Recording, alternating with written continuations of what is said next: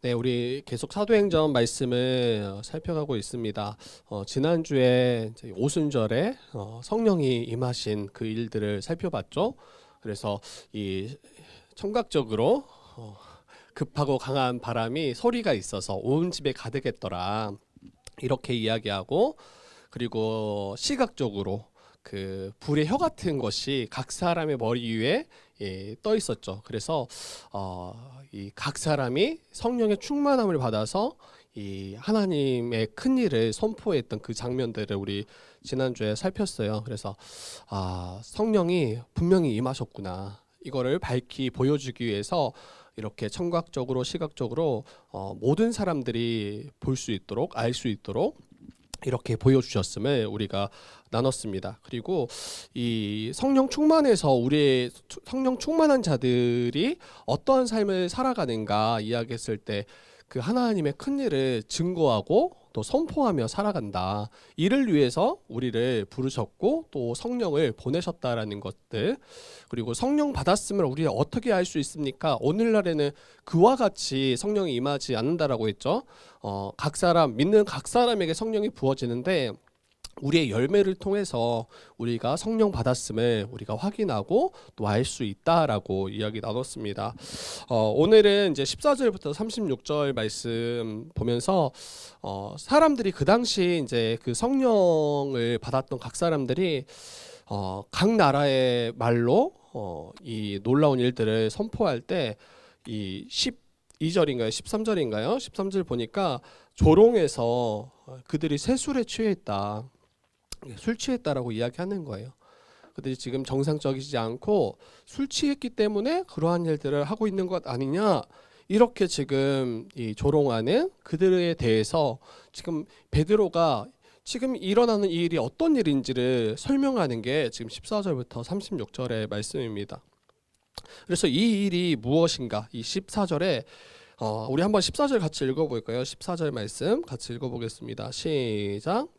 베드로가 11 사도와 함께 서서 소리를 높여 이르되 유대인들과 예루살렘에 사는 모든 사람들아, 이 일을 너희로 알게 할 것이니 내 말에 귀를 기울이라. 그렇죠.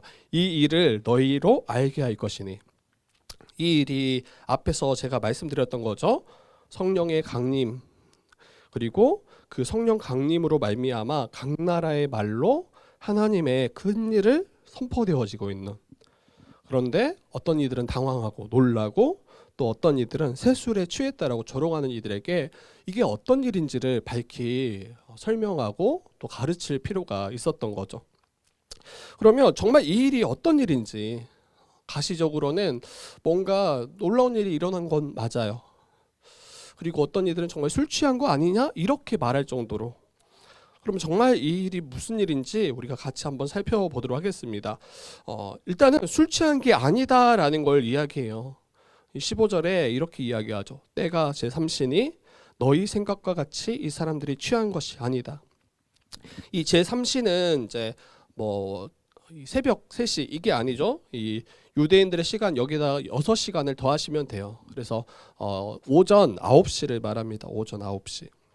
그래서 아침 일찍부터 이렇게 수많은 사람들이 술 취해서 함께 술 주정을 하는 것이 말이 되지 않은 거죠. 보통 이제 밤 늦게 이런 때 만약에 단체로 어떤 행사가 있었더라면 뭐 그럴 수 있겠어요. 그런데 그렇지 않다라는 거예요. 이 아침 일찍부터 이 오전부터 이렇게 많은 이들이 함께 술 취하고 또 이렇게 했다라고 말하는 것은 이건 어거지죠. 그러면 술 취한 것이 아니라면 이게 무슨 일입니까? 도대체 무슨 일이 일어나고 있습니까? 우리 한번 말씀 다시 한번 같이 읽어봅시다. 우리 16절, 17절 같이 한번 읽어볼게요. 16절, 17절입니다. 네, 시작.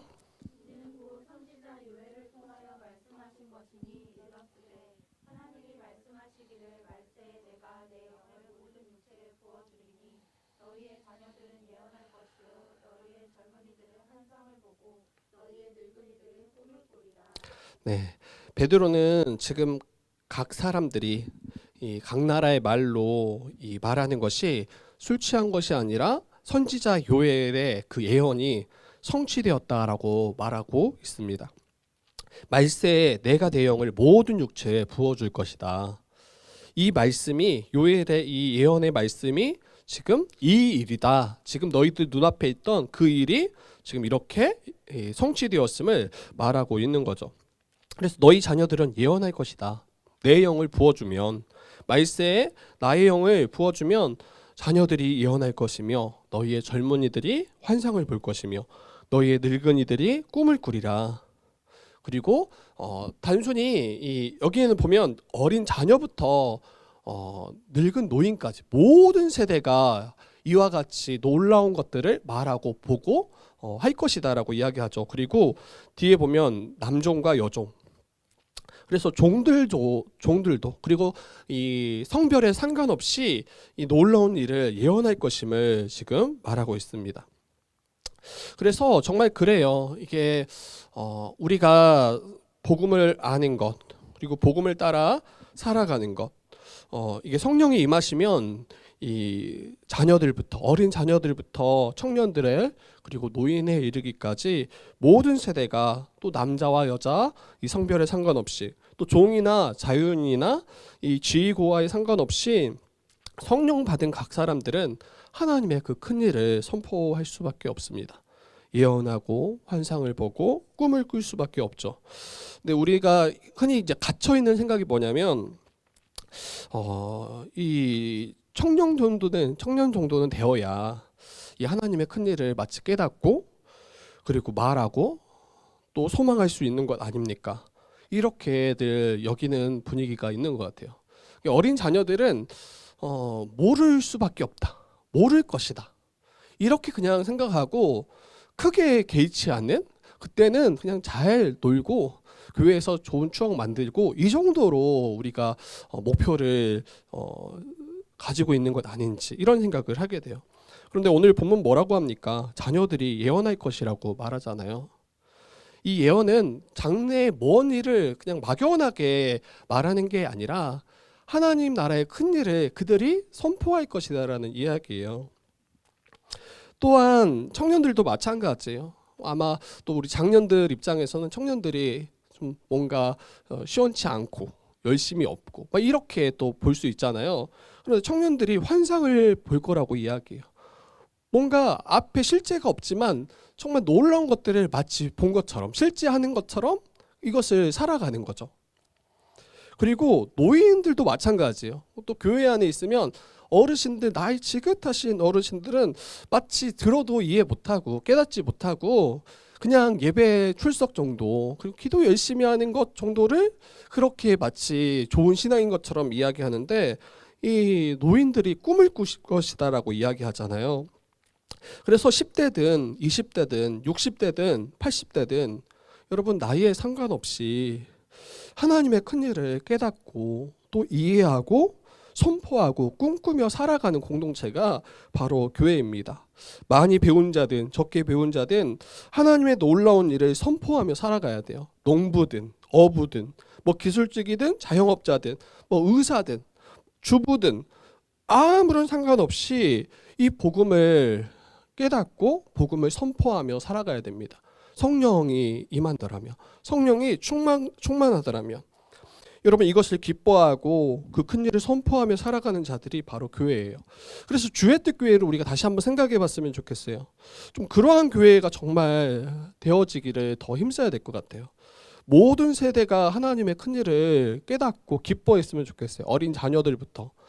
어린 자녀들은 정말 마치 복음에 소외당하고 그냥 몇몇 우리 청년들이나 장년들만 막 놀라운 일들을 막 선포하고 기뻐하는 게 아니라 정말 어린 자녀에서부터 그 노년에 이르기까지 우리 어르신들까지 정말 모든 자들이 이것을 봐야 된다. 그리고 꿈꿔야 된다. 그리고 선포할 수 있어야 된다. 이게 바로 주님이 원하시고 바라시는 교회의 모습입니다. 2000년 전에 오순절 성령이 임하실 때 이 요엘의 예언은 다 성취됐어요. 마치 또 다른 걸 꿈꾸고 또 다른 걸 환상을 보고 다른 것을 예언하는 게 아니죠. 성령이 임하실 때 그곳에 있었던 사람들이 봤던 것들을 우리가 봐야 돼요. 우리가 꿈꿔야 되고 우리가 선포해야 되는 그 내용도 같다라는 거예요. 하나님의 큰 일이에요.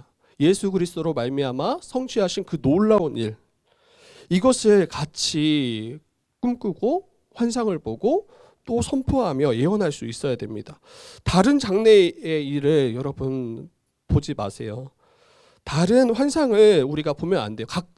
각자의 환상을 보는 게 아니라 각자가 다른 꿈을 꾸는 것이 아니라 예수로 말미암아 이 땅 가운데 임한 그 하나님의 나라를 우리가 선포하고 가르치고 함께 환상을 보고 꿈꾸며 이 땅을 살아가야 되는 게 우리 교회의 모습입니다. 다른 비전은 없다. 다른 비전은 없다. 우리 막 너의 비전이 뭡니까? 우리 각자의 어떤 꿈이 있을 수 있어요. 그런데 교회로서는 여러분 다른 비전은 없어요. 다른 환상도 없고 다른 예언도 없어요. 동일한 것을 우리가 봤으면 좋겠어요. 동일한 것을 꿈꾸고 동일한 것을 우리가 말하고 살아가는 것이 바로 우리 주의 뜻교회 또 우리가 소망하는 그런 모습입니다. 그래서 어린 자녀부터 너무 생각해 봤어요. 어린 자녀들이 막 하나님의 그 놀라운 일들을 선포하고 나누고 기도하고 그러면 저는 교회에는 진짜 정말 행복한 교회다라는 생각이 들어요. 그리고 노인분들이 또 기뻐하고 막 같이 나눠 복음을. 그리고 하나님의 그 나라를 소망하며 살아가.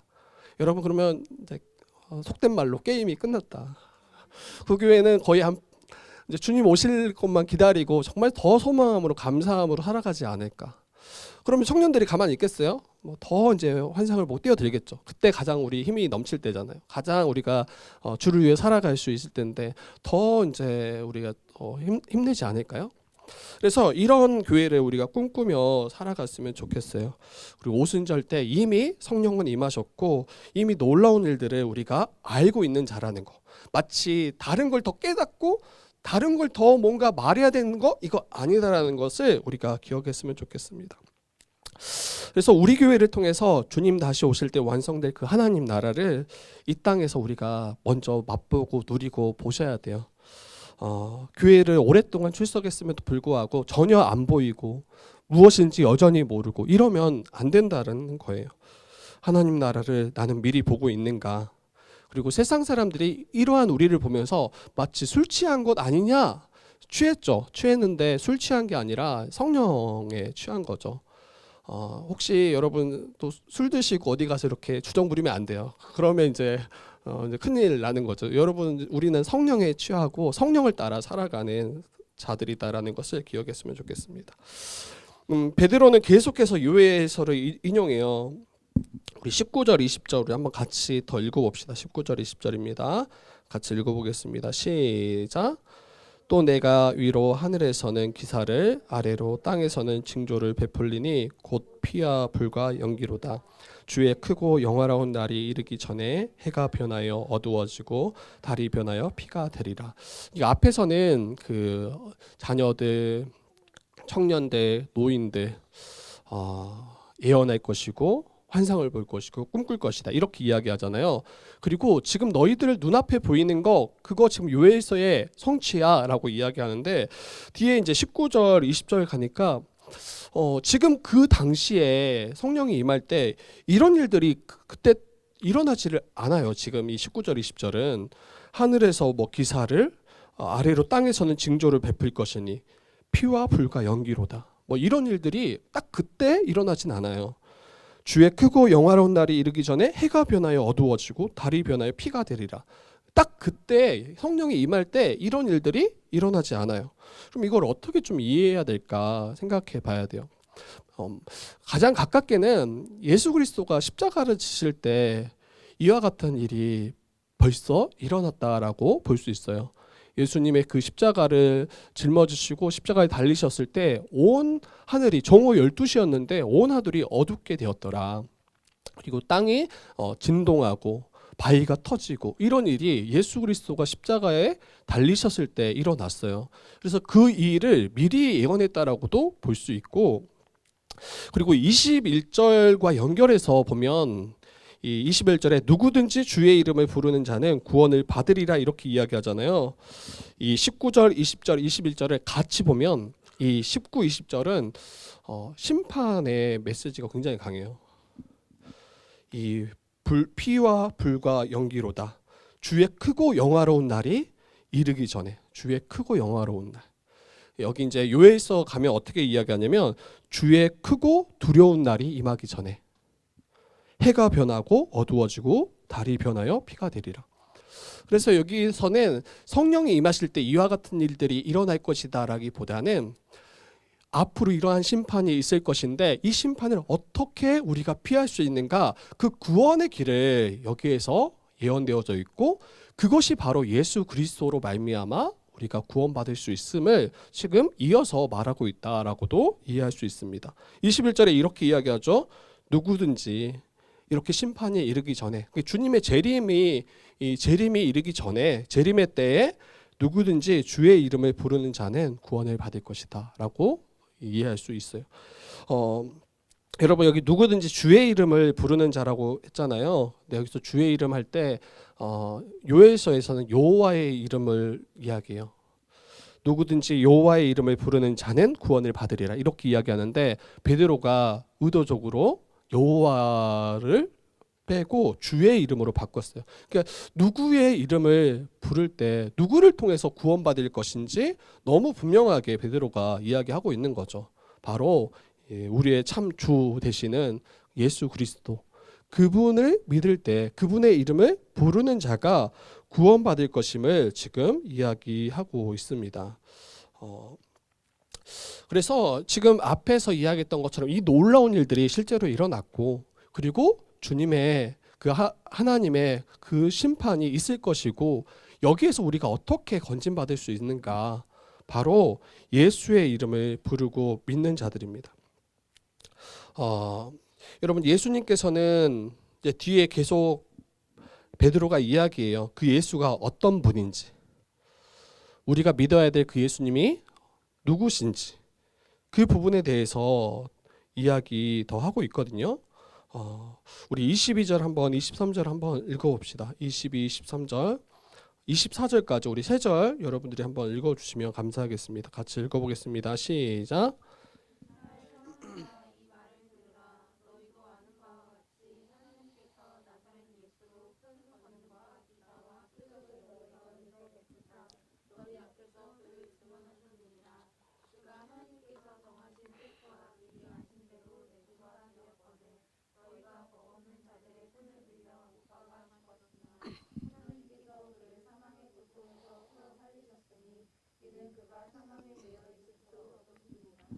아멘.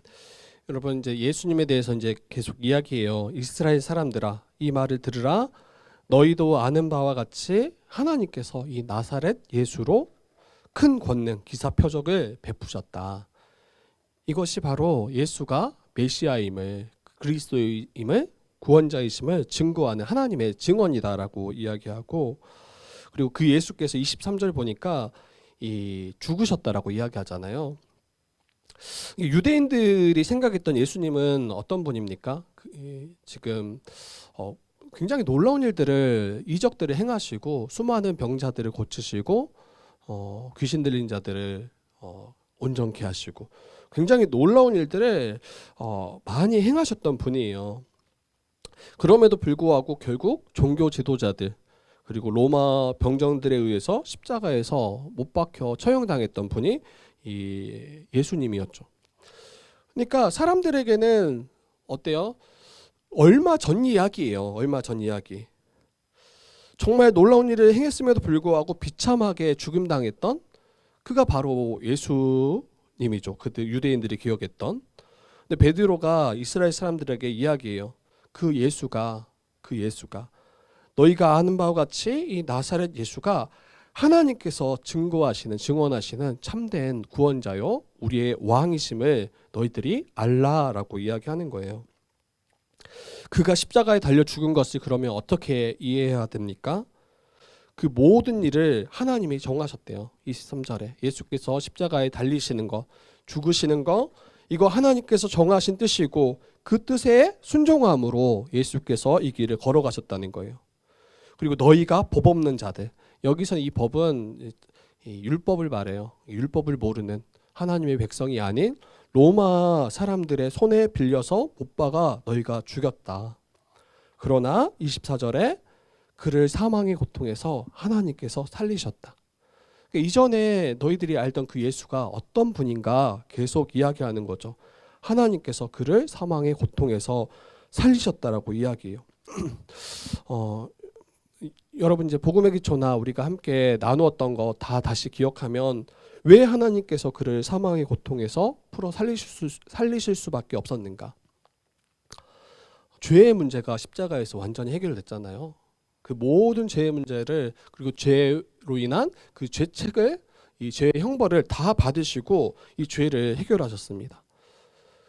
그렇기 때문에 죄가 해결되었다는 것은 이 죄로 말미암은 사망도 이제는 더 이상 힘을 쓸 수 없다라는 거예요. 그래서 하나님께서는 예수 그리스도를 사망의 고통에서 풀어서 살리셨고 사망에 매여 있을 수 없다라고 이야기하는 거죠. 예수님이 누구신지 우리가 다시 기억해야 될 것 같아요. 모든 이 형벌을 십자가에서 대신 받으심으로 우리의 모든 죄를 대신 담당하신 그 놀라운 그 은혜의 주가 바로 우리 주님이십니다. 그리고 우리의 죄도 해결되었죠.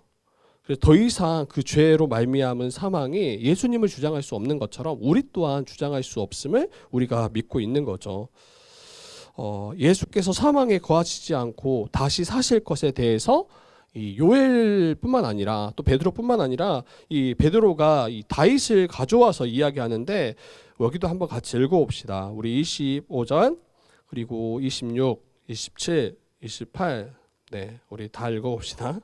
우리 같이 읽어봅시다. 시작.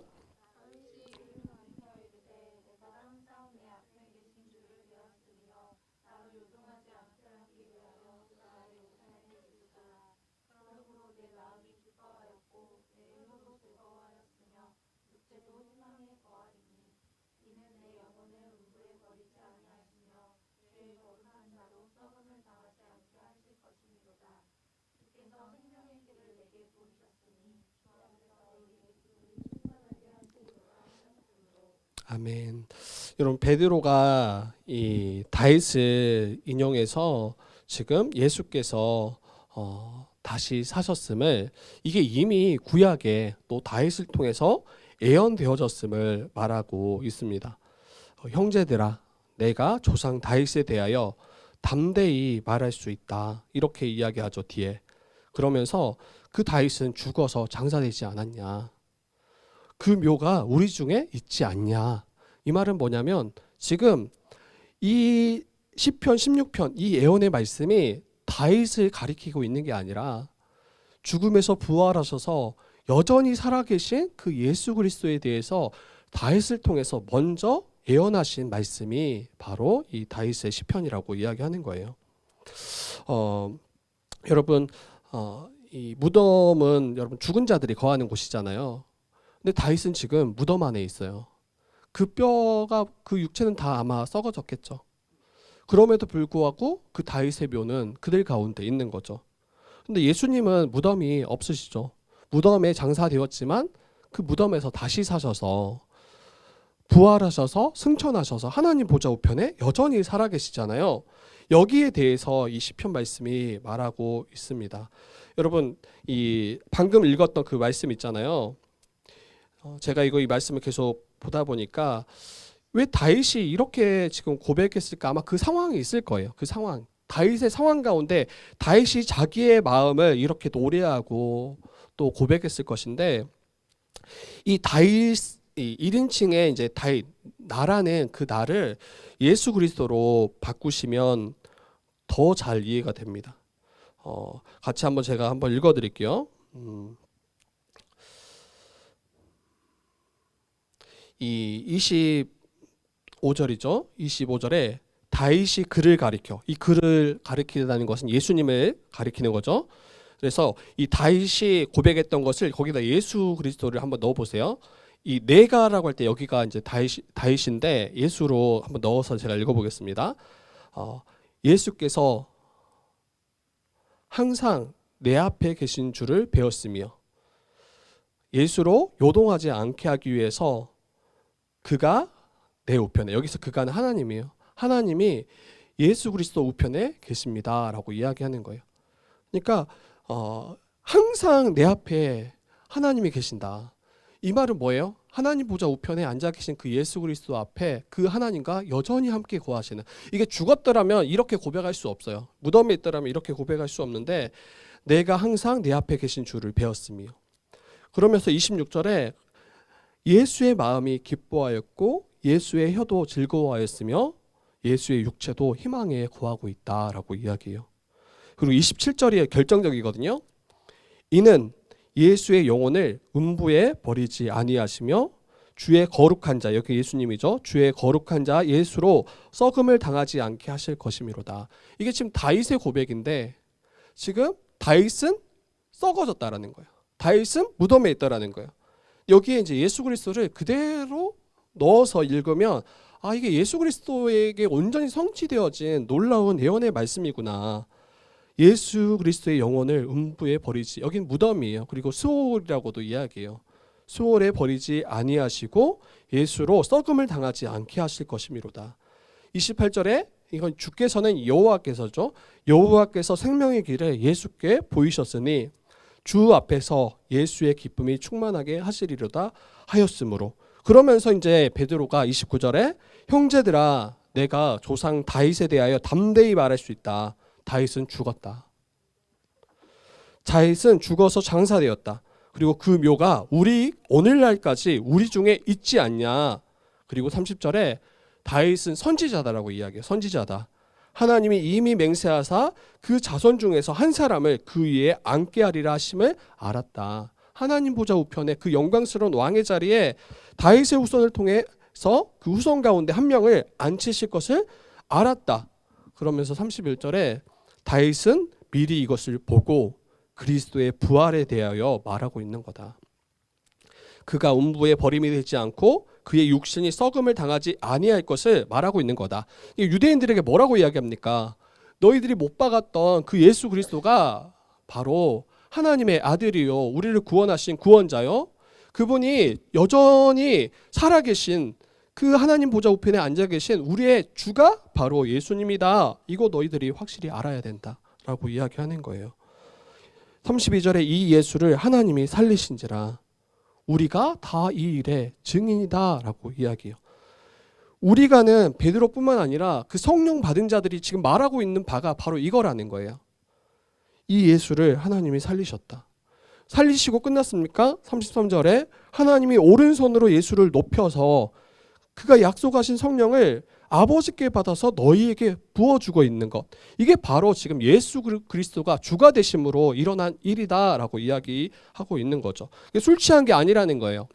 이 성령이 임하셨다라는 거, 성령으로 말미암아 각 사람이 예언하고 있다라는 것은 예수께서 다시 사셨을 뿐만 아니라 승천하셔서 하나님 보좌 우편에 앉으셔서 아버지께 받은 그 성령을 너희에게 부어주고 있다라고 말하는 거죠. 여기에 대해서 다시 다윗을 가져와서 이야기하는데, 여러분 다윗은 이 34절 보니까 하늘에 올라가지 못했다라고 이야기해요. 그러니까 예수께서 하늘로 올라가신 참된 왕이심을 이야기하면서 다윗은 하늘에 올라가지 못하였으나 친히 말하여 이르되 주께서 내 주에게 말씀하시기를, 하나님께서 예수 그리스도께 말씀하시기를 뭐라고 이야기하냐면 35절, 36절, 우리 35, 36절 한번 같이 읽어봅시다. 같이 읽어보겠습니다. 시작. 내 원수로 내 발등상에 되게 하기까지 너는 내 우편에 앉아있으라 하셨도다 하였으니 그런즉 이스라엘 온 집은 확실히 알지니.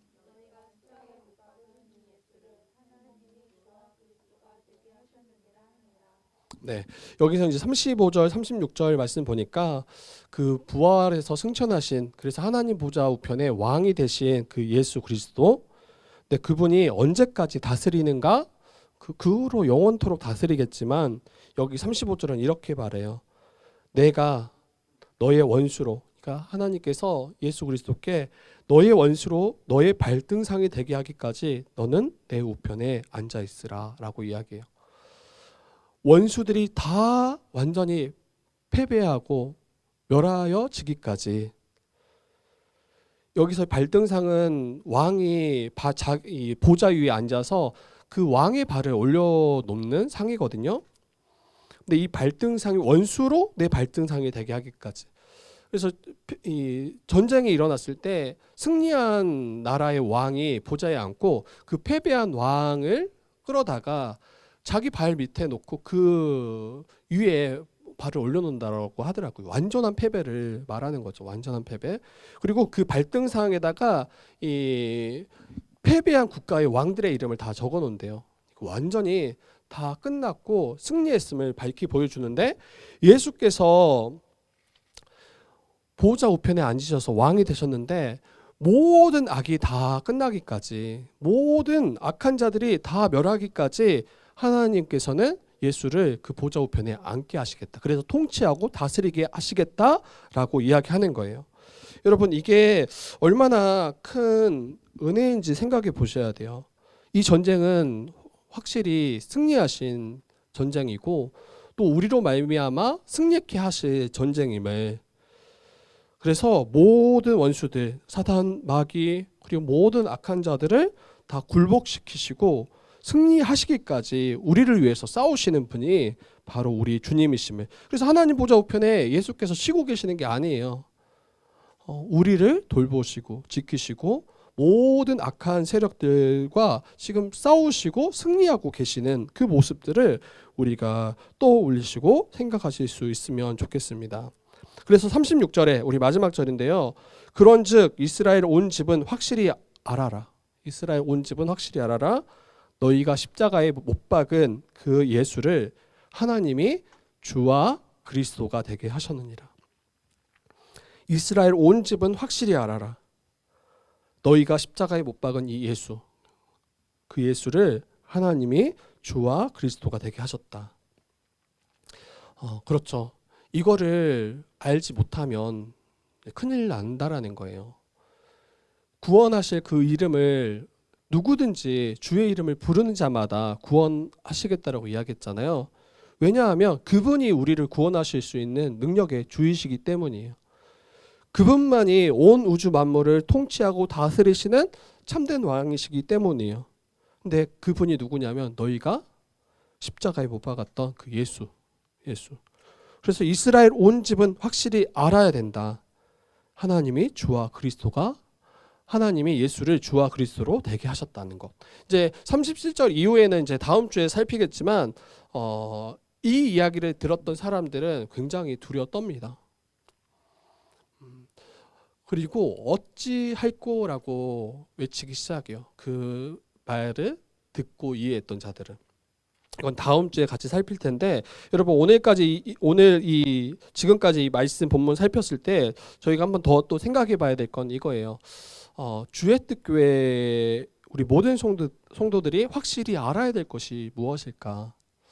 무엇을 우리가 확실히 알고 믿어야 될까? 우리도 똑같죠. 너희가 십자가에 못 박았던 그 예수를 하나님이 주와 그리스도가 되게 하셨다. 근데 여기서 이제 우리가 나는 못 박은 적 없습니다, 이렇게 말할 수도 있어요. 2000년 전에 우리가 그 자리에 있지 않았잖아요. 그런데 달리 생각하면 우리가 못 박았다라고 말할 수 있어요.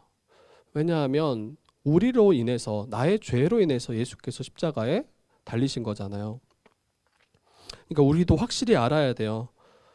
나로 말미암아 십자가에 못 박히신 그 예수를 하나님께서 주와 그리스도가 되게 하셨다. 예수가 부활하셨고 승천하셔서 왕이 되셨다. 여러분, 우리가 확실히 알아야 됩니다. 예수님이 누구신지, 우리의 주요 그리스도이심을. 우리의 주라는 것은 우리가 순종하고 따라야 돼. 우리가 온전히 그 앞에 엎드려야 돼. 영광 돌려야 돼. 그분이 바로 우리 예수님이라는 거예요. 우리가 왜 예배하는지, 우리가 왜 주를 섬겨야 되는지, 주의 몸된 교회를 섬겨야 되는지, 그분이 나의 주요, 나의 하나님이시기 때문입니다. 그리고 그리스도라는 것은 여기도 똑같아요.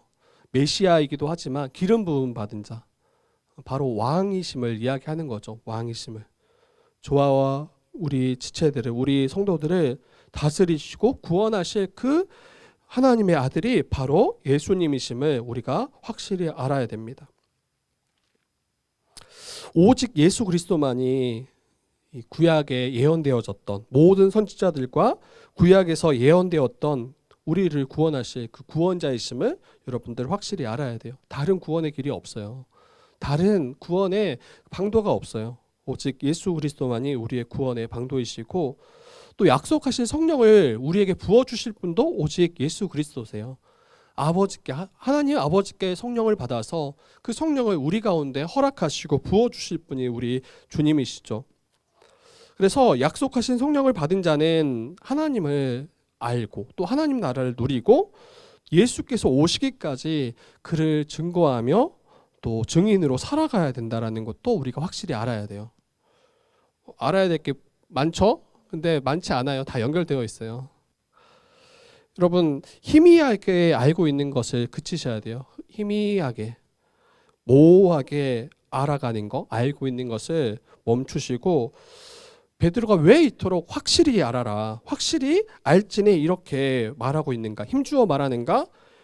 예수를 바르게 알고 믿지 못한다라면, 확실히 알지 못한다라면 우리가 받았다라고 여기는 생각하는 그 구원이 정말 아무것도 아닐 수 있는 그런 위험에 있을 수 있기 때문이죠.